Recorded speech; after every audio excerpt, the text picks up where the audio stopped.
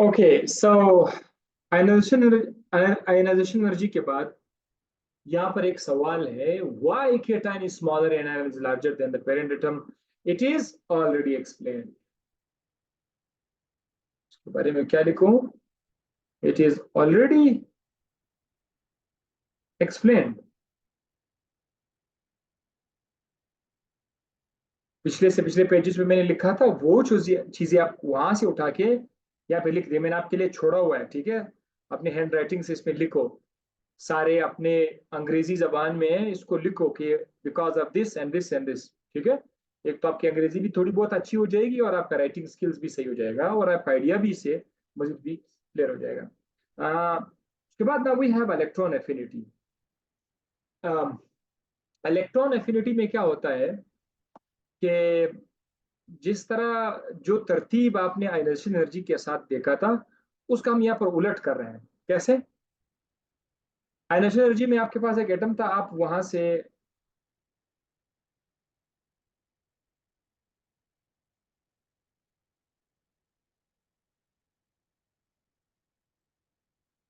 ये आपका एक एटम है। एनर्जी एनर्जी के केस में आप क्या कर रहे थे? आप इलेक्ट्रॉन निकाल रहे थे। इलेक्ट्रॉन एफिनिटी के केस में क्या होगा? आपके पास एक इलेक्ट्रॉन होगा आउटसाइड, बाहर आपके पास एक इलेक्ट्रॉन होगा। इसको सेट कर लेते हैं। सो ओके, ये आउटसाइड आपके पास एक इलेक्ट्रॉन है। ये इलेक्ट्रॉन एटम के अंदर आ रहा है, ऐड हो रहा है, ऐड। सो जब ये ऐड हो जाएगा, इसके ऐड होने से क्या होगा? एनर्जी रिलीज हो जाएगी।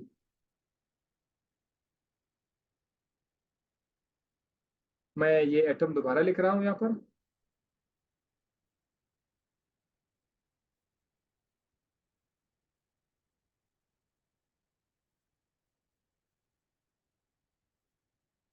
एनर्जी क्या हो जाएगी? रिलीज हो जाएगी। ये जो एनर्जी रिलीज हो गई है, इस एनर्जी को कहते हैं इलेक्ट्रॉन एफिनिटी।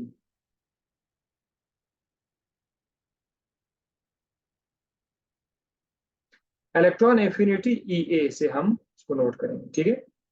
तो बिल्कुल ऐसी एनर्जी का उलट है। अब इसमें मैं एक मजे की बात बताता हूं आपको।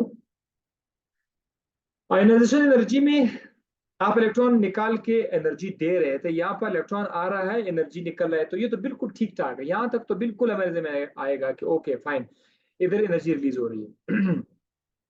हमने आपको ये बताना है कि एटम के साइज के एतबार से इसके साथ क्या होने वाला है। देखिए, जो एटम जितना खुशी से इलेक्ट्रॉन लेगा, उतना ही ज्यादा एनर्जी वो रिलीज करेगा। जरा देखें, ये एक बड़ा एटम है, ये उससे थोड़ा सा छोटा एटम है, ये उससे भी छोटा एटम है। इसके पास भी न्यूक्लियस है, इसके पास भी न्यूक्लियस है, इसके पास भी न्यूक्लियस है। जो पहला वाला बड़ा साइज वाला एटम है,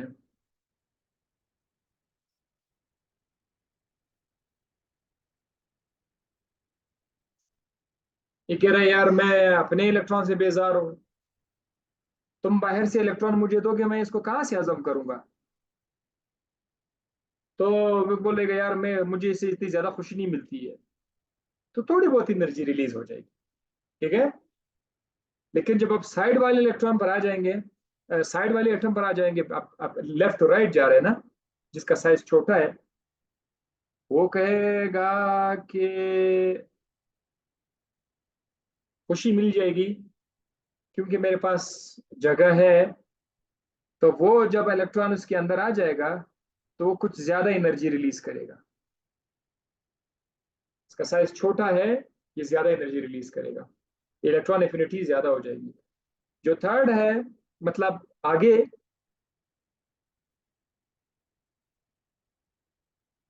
तो और भी खुश हो जाएगा। होता है साइज मेरा छोटा है और मैं बहुत जो भी इलेक्ट्रॉन आएगा मैं उसको बड़ी खुशी से इलेक्ट्रॉन एक्सेप्ट कर लूंगा। तो जब यहाँ पर इलेक्ट्रॉन आएगा, तो ये ज्यादा एनर्जी रिलीज करेगा। जितनी ज्यादा खुशी से इलेक्ट्रॉन लेगा ज्यादा एनर्जी रिलीज करेगा। सो electron affinity EA along the period क्या हो रही है, इंक्रीज हो रही है,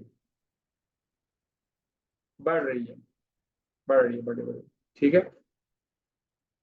इसमें जो आपका थर्ड पीरियड है उसमें ऐसा कुछ वो नहीं है, कोई एनोमेलस वो नहीं है थर्ड पीरियड के पर्सपेक्टिव से। थर्ड पीरियड में आपको पता है पहला साइज, दूसरी उसके बाद थोड़ा सा छोटा होगा, वो उससे छोटा होगा, मजीद छोटा होगा, और छोटा होगा, और छोटा होगा।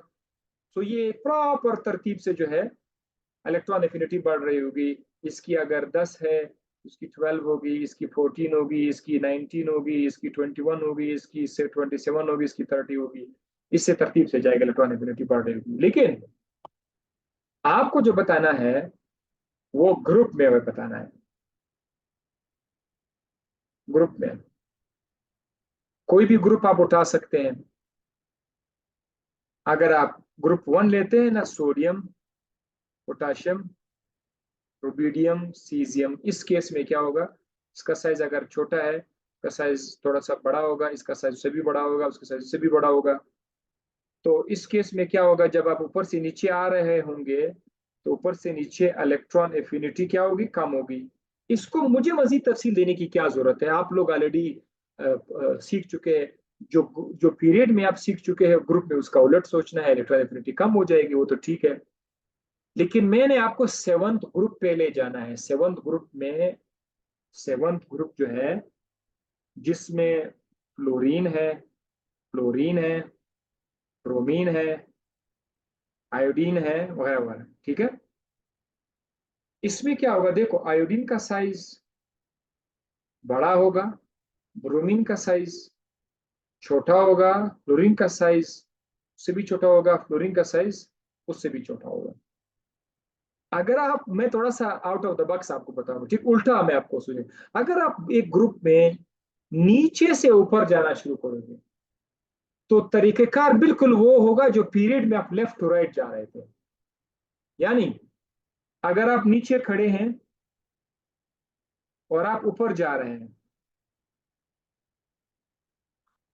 तो इलेक्ट्रॉन एफिनिटी बढ़ रही होगी। इलेक्ट्रॉन एफिनिटी इंक्रीज हो रही होगी, आपको पता है साइज से। लेकिन जब आप ऊपर से नीचे आओगे तो इलेक्ट्रॉन एफिनिटी कम हो जाएगी, ये तो ठीक है। मैं आपको काम की चीज जो इसमें बताना चाहूंगा वो क्या है, वो फ्लोरीन है। फ्लोरीन क्या करता है, जरा आयोडीन से जरा नीचे से आप जरा देखो। अगर आयोडीन के इलेक्ट्रॉन एफिनिटी कम है, 10 है, ब्रोमीन का ज्यादा है, 12, ठीक है, तो हम मान लेंगे क्योंकि ब्रोमीन का साइज छोटा है। क्लोरीन का 14 है, हाँ ठीक है। जब आप फ्लोरीन पर आ जाते हैं, दिमाग यही बताएगा, ट्रेंड यही बताएगा, सीक्वेंस यही बताएगा कि यार इसका साइज तो उससे भी ज्यादा छोटा है, तो इसका आयोनाइजेशन एनर्जी तो फिर सबसे ज्यादा होगी। लेकिन ऐसा नहीं है, क्लोरीन का मैक्सिमम है इस ग्रुप में, लेकिन फ्लोरीन का लेस है। इधर फिर से गड़बड़ आ गया, ग्रुप के अंदर एक किस्म का एनोमेलस बिहेवियर हमें नजर आया।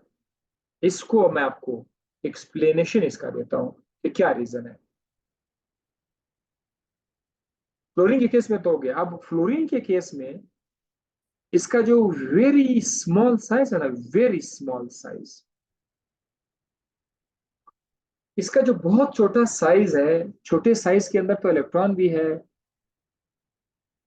ये इलेक्ट्रॉन्स आपस में क्या करेंगे, इंटर इलेक्ट्रॉनिक रिपल्जन करेंगे, एक दूसरे से क्या करेंगे, रिपल्जन करेंगे, क्योंकि इसका साइज बहुत छोटा है। अच्छा ठीक, देखो साइज छोटे होने से तो इलेक्ट्रॉन एफिनिटी बढ़ जाएगी, लेकिन ये जो हद से ज्यादा छोटा हो गया है ये मसला क्रिएट कर रहा है। हद से ज्यादा छोटा साइज से क्या होगा कि इलेक्ट्रॉन्स की अपने ही आपस में जो है, अब वो रिपल्जन है। अब आप बाहर से इलेक्ट्रॉन ला रहे हो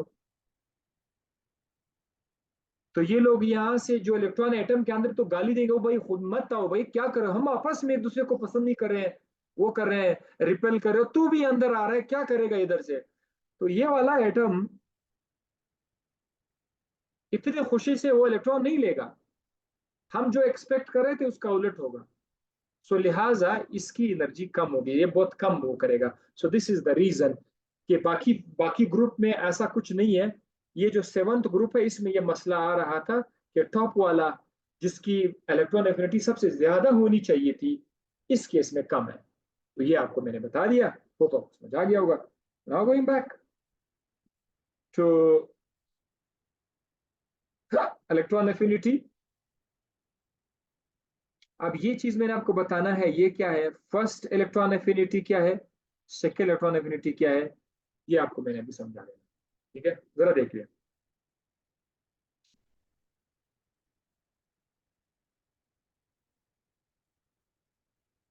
अगर आपके पास ये एक एटम है, इसका अपना न्यूक्लियस है, इस पर फिलहाल कोई चार्ज नहीं है, देयर इज नो चार्ज। आपने बाहर से इसके अंदर इलेक्ट्रॉन डाल दिया, एटम ने उसको वेलकम कर दिया, okay okay come on, electron आ गया।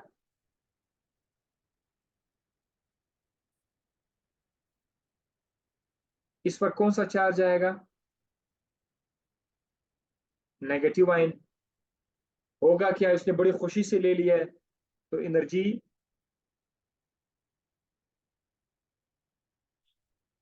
रिलीज हो जाएगी।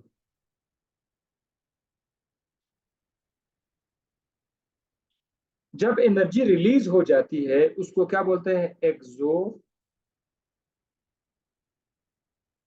एक्सोथर्मिक उसको बोलते हैं। ये तो था जो आप आप ऑलरेडी पढ़ चुके हैं। अब अगर हम अपना गुस्सा जारी रखें, हम बोले कि ये जो नेगेटिव आयन है, इससे इसके अंदर और भी इलेक्ट्रॉन डाल देना, तो भाई जरा सोच लीजिए, ये वाला एटम उसके पास इलेक्ट्रॉन आ गया है, पहले से ये क्या है, ये पहले से एक नेगेटिव आयन है, और आप यहाँ क्या करने जा रहे हैं, आप एक नेगेटिव इलेक्ट्रॉन इसके अंदर ऐड करने जा रहे हैं। डू यू थिंक कि ये इलेक्ट्रॉन अब खुशी खुशी उधर खुद ब खुद जाएगा, नहीं जाएगा, माइनस माइनस को रिपेल करेगा। ओवरऑल एटम नेगेटिवली चार्ज है, इलेक्ट्रॉन पर खुद नेगेटिव चार्ज है। सो लाइक चार्जेस, फिजिक्स में आपने पढ़ा है ना एक तरह के चार्जेस, लाइक चार्जेस रिपेल करते हैं एक दूसरे को, तो ये तो एक दूसरे को रिपेल करेंगे। तो ये तो अब ये इलेक्ट्रॉन इसमें ऐड ही नहीं हो सकता, अब यहाँ पर इलेक्ट्रॉन इन्फिनिटी हो ही नहीं सकती। लेकिन अगर आप जोर जबरदस्ती करोगे तो करो, आप इलेक्ट्रॉन ऐड कर सकते हो, एनर्जी दे दो। हाँ एनर्जी दे दे, अगर आप बाहर से एनर्जी दे देते हैं, एनर्जी अगर आप एनर्जी दे देते हैं इस इलेक्ट्रॉन को, फिर ये इलेक्ट्रॉन जो है ये एटम के अंदर आ जाएगा, और ये एटम बन जाएगा, इस पर पहले माइनस का चार्ज था, अब ये -2 का चार्ज है, मतलब एक और इलेक्ट्रॉन अब इसके अंदर ऐड कर दिया।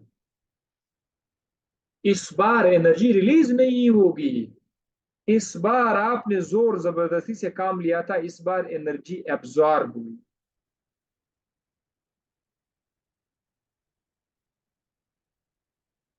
ये जो एनर्जी एब्जॉर्ब हुई इसको कहते हैं सेकेंड इलेक्ट्रॉन एफिनिटी।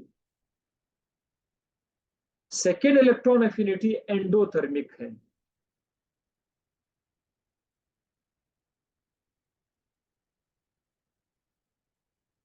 एंडोथर्मिक का मतलब है कि एनर्जी आपने दे दी। So this was the reason. ये है first electron affinity exothermic, second electron affinity endothermic.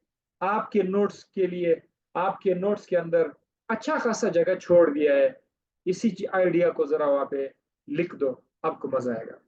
अच्छा इधर क्या लिखा हुआ है, ट्रेंड्स। ट्रेंड्स की जगह मैंने जगह खाली रखा हुआ है, इधर आप क्या लिखोगे, यही बोलो कि electron affinity increase along the period, electron affinity increase along the period, और आपका दिल कर रहा है मजीद कुछ बोलने का तो ग्रुप भी शामिल कर दो, decrease down the group, decrease down the group. मैं चूंकि आप लोगों को पढ़ा रहा हूं तो मैं बहुत शॉर्टकट लिखता हूं, आप लोग प्रॉपर लिखा करें। Is that, because, so that, ये चीजें ऐड किया करें ताकि प्रॉपर नोट्स आ जाए, ठीक है। मैं राइटर हूं तो आप भी मेरे साथ वो हो जाओ, लिखते जाओ, तो फिर तो मजा नहीं आएगा। राइट। एनोमलस ट्रेंड, इसके अंदर मैंने जैसे बताया था कि पीरियड में कोई वो नहीं है, गड़बड़ नहीं है, ग्रुप में गड़बड़ था। किस चीज और किस चीज के गड़बड़ था एनोमलस ट्रेंड में? वो फ्लोरीन के बारे में था। ये मैं यहाँ पर एफ लिख रहा हूं, आप लोग लिखोगे कि fluorine should have the maximum electron affinity in seventh group, but when we saw chlorine got the maximum electron affinity, the reason is that because fluorine has very small size, and due to this small size, within the nucleus, within the atom, electrons interact with each other, electrons repel each other, so they cause a kind of problem for another coming electron to come to the atom, to enter into the atom, to add into the atom. So therefore, it is not possible for the electron to come to the atom very easily. So, however, if the electron adds, it will cause very less energy to be released. ये आपने इस तरह लिखना है, ठीक है। इसका reason आपने इस तरह देना है कि फ्लोरीन की केस में कम एनर्जी क्यों रिलीज हो गई थी, इंटर इलेक्ट्रॉनिक रिपल्शन की वजह से।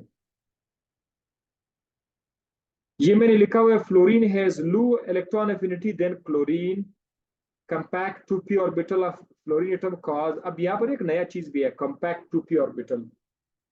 इसके जो 2p ऑर्बिटल है जिसमें 6 इलेक्ट्रॉन है, वो तकरीबन भर जाता है। 2p में टोटल 6 इलेक्ट्रॉन है, 3 खाने हैं। आप लोगों ने फर्स्ट ईयर केमिस्ट्री पढ़ी हुई है, p में 3 खाने हैं, हर खाने में 2 2 आ जाए तो ये 6 हो जाएगा।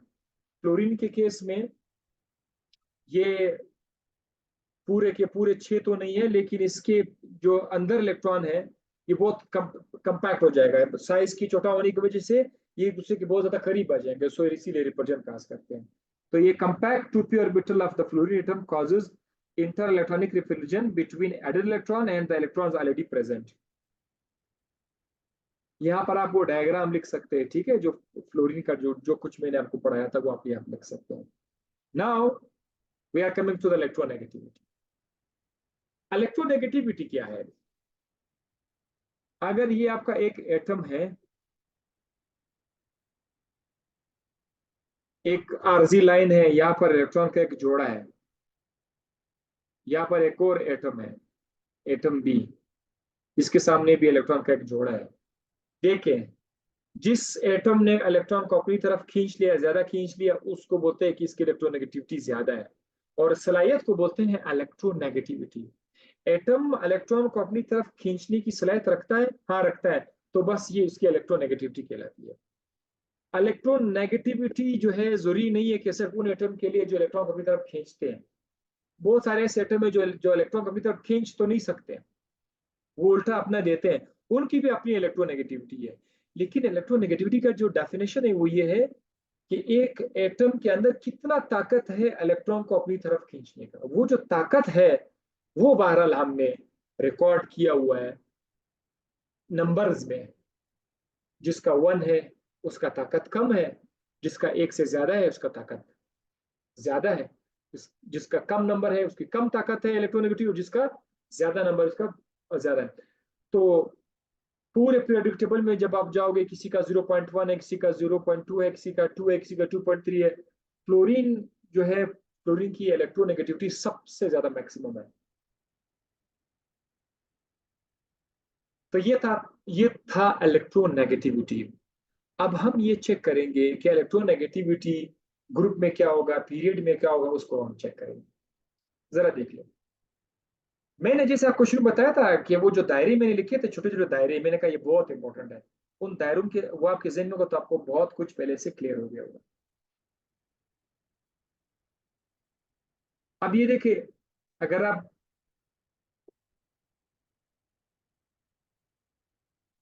पीरियड वाइज जाएंगे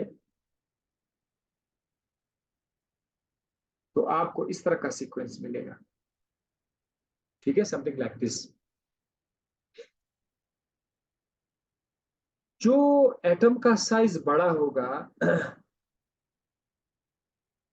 उसके इलेक्ट्रॉन उससे खुद दूर हो गए, तो ये बेचारा इलेक्ट्रॉन को अपनी तरफ खींचने की सलाहियत बहुत कम रखता होगा। बड़ा साइज, इलेक्ट्रोनेगेटिविटी कम। अगर मैं इलेक्ट्रोनेगेटिविटी को लिख दो, E N is inversely proportional to size, ये आप लोग अपने साथ नोट कर सकते हैं। अगर आप एटम का साइज बड़ा करोगे, इलेक्ट्रोनेगेटिविटी क्या हो जाएगी, कम हो जाएगी। और अगर आप साइज को छोटा कर दोगे तो इलेक्ट्रोनेगेटिविटी की वैल्यू बढ़ जाएगी। बस बिल्कुल यही बात है। पीरियड में आप जाओगे, इस तरफ जाओगे तो इलेक्ट्रोनेगेटिविटी इंक्रीज हो रही होगी। अगर आपके पास 4 एटम है, atom A, atom B, atom C, atom D, किसकी इलेक्ट्रोनेगेटिविटी सबसे मैक्सिमम होगी, डी की इलेक्ट्रोनेगेटिविटी सबसे ज्यादा मैक्सिमम, इसका साइज सबसे ज्यादा छोटा है। अगर आप थर्ड पीरियड में जाओगे तो थर्ड पीरियड में आपको जो नजर आ रहा है वैसे वो तो फ्लोरीन या क्लोरीन पर ऐड हो रहा है ना, सोडियम है, मैग्नीशियम है, एल्यूमिनियम है, उसके बाद आपका सिलिकॉन है, फास्फोरस है, क्लोरीन है। तो उस लिहाज से अगर देखा जाए इलेक्ट्रोनेगेटिविटी सबसे ज्यादा फिर क्लोरीन पर आ जाएगी, राइट। ओके, सो इलेक्ट्रोनेगेटिविटी में आपको जो ट्रेंड्स मैंने बताया था वो क्या था, इलेक्ट्रोनेगेटिविटी हैज नो यूनिट, वो तो ठीक है। The most commonly use scale for measurement is Pauling scale, अच्छा ये भी याद रखिए, पाउलिंग स्केल। इलेक्ट्रोनेगेटिविटी के लिए हम लोग क्या इस्तेमाल करते हैं, पाउलिंग स्केल। ये इसको साइंटिस्ट ने डिस्कवर किया था। ये इसका एक जिस तरह पीएच स्केल है ना, आप 0 से 14 तक ले जाते हो, तो इसका भी अपना एक स्केल, ये 0 से 4 तक जाएगा। ये पूरे पेरियोडिक में इसकी सबसे मैक्सिमम इलेक्ट्रोनेगेटिविटी वो 4 है, कम जो है वो 0 है, बीच में बहुत सारे नंबर है, 0.1, 0.2, 0.3, 0.7, 0.8, 0.9, 1, 1.1, 1.2 चलते जाओ, ठीक है, इलेक्ट्रोनेगेटिविटी। तो ये पॉलिंग स्केल से हमने इसको बनाया। बाकी इसके अंदर ऐसा कुछ वो एनोवेलेस ट्रेंड नजर नहीं आ रहा। देखो स्ट्रेट लाइन नजर आ रहा है। सोडियम की इलेक्ट्रोनेगेटिविटी कम है, मैग्नीशियम की ज्यादा है, एल्यूमिनियम का उससे भी ज्यादा है, सिलिकॉन का उससे भी ज्यादा है, फास्फोरस का भी ज्यादा है, सल्फर का उससे भी ज्यादा है, और क्लोरीन का उससे भी ज्यादा है। चलते जाओ। नियॉन को बाहर आप नहीं ला सकते हैं, जो आपका नोबल गैसेस है, क्योंकि वो तो पहले से स्टेबल है, उसको तो इलेक्ट्रॉन की जरूरत ही नहीं है, तो वो उन्होंने ऐड नहीं किया हुआ, ठीक है। क्लोरीन तक हमने लेके गया, ठीक है। हीलियम, नियॉन, नियॉन के बाद आर्गन आएगा। हीलियम पहले पीरियड में, अब बाय द वे याद रखिएगा कि हीलियम जो गरीब है, हीलियम जिसको उसके पी ब्लॉक पे रखा हुआ है, ये दरअसल ये एस ब्लॉक का हिस्सा है, लेकिन हमने उधर रखा है वो तरतीब खराब ना हो जाए। हीलियम के बारे में ये मैंने नहीं बताया था, वीडियोज में भी मैंने नहीं बताया था शायद। तो हीलियम के बारे में आप नोट कर लें कि हीलियम ये पी ब्लॉक के ऊपर तो पड़ा हुआ है, but it is S block, ठीक है, क्योंकि इसका जो आउटर मोस्ट शेल है वो एंट्रिंग हो रहा है एस सब शेल का। ये भी अच्छा, वो मुझे याद आया। ट्रेंड्स क्या है इलेक्ट्रोनेगेटिविटी का, on moving from left to right, जब आप लेफ्ट टू राइट जाएंगे इलेक्ट्रोनेगेटिविटी वैल्यूज इंक्रीज हो जाएगी। रीजन क्या है, साइज छोटा हो रहा है, while it decreases from top to bottom in group। इसका रीजन क्या है, साइज इंक्रीज। साइज और इलेक्ट्रोनेगेटिविटी के आपस में इनवर्स रिलेशन है। बस फिजिकल प्रॉपर्टी हम लोग कल पढ़ेंगे खैर से। आज आपने एटॉमिक प्रॉपर्टीज खत्म कर ली है, बट एक चीज याद रखिएगा, ये चीजें अब आपके जहन में बैठ गई होंगी, इसको बार बार प्रैक्टिस करते जाएं, जैसे कि आपके जहन में ये और पुख्ता हो जाए, समझ तो आपको आ गया होगा। जब ये मजीद पुख्ता हो जाएगा तो क्या होगा, कल को जब कोई एमसीक्यूज आ जाएगा, एमसीक्यूज पे ज्यादा सोचने की जरूरत नहीं पड़ेगी, ठीक है। और वो जो दायरों वाला गेम है उसको जरूर आप याद रखिएगा। So see you tomorrow with this physical properties of this elements. The most interesting part was, जो आपने पढ़ा, that was really really the interesting part. बहुत ज्यादा कॉन्सेप्ट था उसमें। अब आगे इंशाल्लाह मैं आप लोगों को तंग करूंगा। सो सी यू।